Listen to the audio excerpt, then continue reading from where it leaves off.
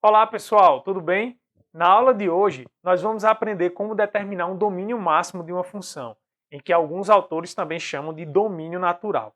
Então fica ligadinho para você não perder aí como é que identifica essas restrições e se tiver combinação de restrições, como é que faz? Ai meu Deus, calma, né?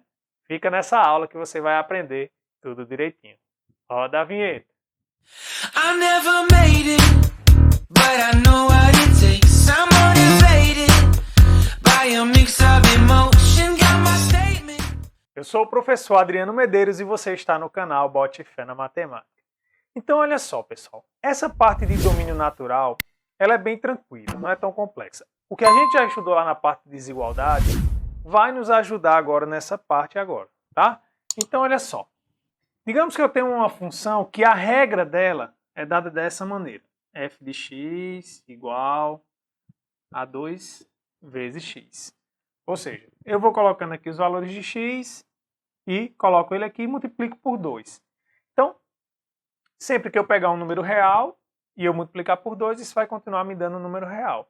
Ou seja, não existe nenhuma restrição, né, para essa operação que eu vou ter aqui, qualquer que seja o valor real que eu colocar aqui. Concordam comigo? Então, qualquer valor aí que você colocar, né, no lugar desses reais aí, você vai ver que não vai causar nenhum problema, né, em termos de fazer sentido essa operação. Aqui sempre vai fazer sentido.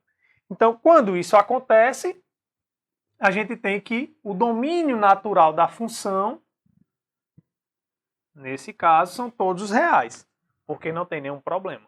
Beleza? Pronto. Segundo caso é o seguinte. Digamos agora que eu pegue uma função e que eu pegue ela e divida por uma outra função g de x qualquer aqui. Tá? O que é que não pode acontecer com essa função g quando eu substituir o valor de x? Exatamente, isso mesmo que você falou. Ela não pode se anular, né? A gente não pode ter zero no denominador, isso não está definido nos números reais. Então, quando a gente se deparar com uma coisa desse tipo, né, quem vai ser o domínio natural da nossa função vão ser o x pertencente aos reais, tal que g de x é diferente de zero, tá bom? Claro, isso aqui é uma forma geral. Eu posso pegar, por exemplo, essa função, né? Ó, f de x igual a 1 sobre x mais 1. Né? Então, nesse caso aqui, quem é o domínio dessa função? Ah, professor, é só eu olhar aqui os valores que anulam o denominador e eu retiro isso do domínio. Exatamente. Então, olha só. Quem é que anula o nosso denominador? Então, eu vou fazer ó, x mais 1 igual a 0, se somente se x for igual a 1. Então, eu vou retirar o x igual a 1 do nosso domínio. Então, eu posso escrever de várias formas, tá? Inclusive, eu vou colocar aqui já para você ficar ligado nisso. Bem, observe que o único problema é o 1, né? Então, eu posso colocar aqui o domínio é os reais todo menos o 1, que é justamente onde zera. Essa notação de retirar o conjunto, a gente também pode colocar assim, né? Ó, com uma barrinha assim e aqui do mesmo jeito, tá bom? Claro, outra notação são os x pertencentes aos reais, tal que x é diferente de 1. Tá? Então, em geral, são essas notações aí que você vai encontrar nessa situação. Tá? Então, não vou me alongar muito aqui, porque é uma questão de exercitar. Aqui eu poderia colocar um polinômio de grau 2, eu poderia colocar um produto de polinômios. O que você vai ter que fazer é sempre encontrar todos os valores que vão anular o denominador e depois retirá-los, né, aí do seu domínio, tá bom? Então, em linhas gerais, é isso que a gente está fazendo, que é o que eu descrevi aqui de forma genérica para uma função g qualquer. Uma outra situação é quando a gente trabalha com a função raiz. E aí, nesse caso aqui, né, pode ser qualquer raiz par, tá bom? Eu vou colocar aqui só a raiz quadrada, mas aqui poderia ser raiz quarta, raiz sexta, raiz oitava, tá bom? Qualquer raiz par. Então, de novo, ó, de forma genérica, digamos que eu tenho f de x igual a raiz de uma função aí que depende de x. Então, qual a restrição que a gente tem para que isso aqui, né, faça sentido nos números reais? É que o que está dentro do radicando, né, ou seja, o domínio nessa situação aqui, são todos os x reais, tais que g de x é maior ou igual a zero. Né? Então, só faz sentido a gente tirar uma raiz de índice par quando o radicando ele é maior ou igual a zero. Então, essa é a restrição que a gente tem nessa função. E aí a gente pode ir brincando aqui, ó, colocando exemplos. Né? Por exemplo, eu posso colocar f de x igual a raiz de x ao quadrado menos 1. Tá? Então, olha só, o que é que eu tenho que saber aqui? Ah, o que está aqui dentro tem que ser maior ou igual a zero. Então, x ao quadrado menos 1 maior ou igual a zero. Olha, a gente vai precisar aqui do que a gente aprendeu na parte de inequações. Né? Então, por isso que é importante, né, você saber bem direitinho essa parte de inequações. Se tem alguma dúvida, volta lá nas aulas, né, aí da playlist que tem falando sobre essa parte, porque a gente vai precisar aqui. Aqui eu posso colocar qualquer uma daquelas funções que a gente trabalhou lá. Né? E aí, no fim das contas, você tem que resolver uma inequação. Tá bom? Então, de novo, né, como é que a gente sabe os pontos onde isso aqui é maior ou igual a zero? Como é um polinômio de grau 2, a gente tem que achar, né, o discriminante e ver suas raízes. Nesse caso aqui, né, ó, como é um polinômio incompleto, a gente resolve ele de forma mais rápida. Né? Basta passar o 1 para o outro lado. Então, somente se x é igual a mais ou menos 1. Como o coeficiente aqui é 1, né, que é positivo, então, menos 1 e 1. Então, ele é negativo aqui e positivo nos extremos. Então, quem é o domínio da nossa função? Eu quero saber onde é maior ou igual a zero. Então, o domínio de f é igual ao x pertencente aos reais, tal que x é menor ou igual que menos 1 ou x é maior ou igual que 1. Tá? Com aquela outra notação, a gente também pode colocar, né? Ó, menos infinito, menos 1, fechado, união, 1 mais infinito. Tá bom? Pronto.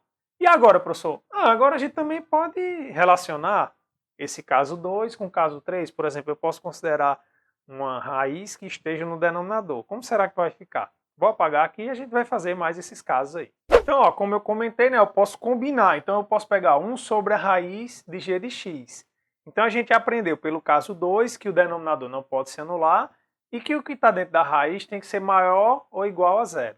Só que como eu tenho que combinar essas duas coisas aqui nesse caso, então o domínio ele vai ficar justamente os pontos em que g de x é maior do que zero, né? Porque a raiz ela só vai ser zero quando o que está dentro do radicando é igual a zero. Né? Então esse cara a gente tem que eliminar uma vez que estamos no denominador.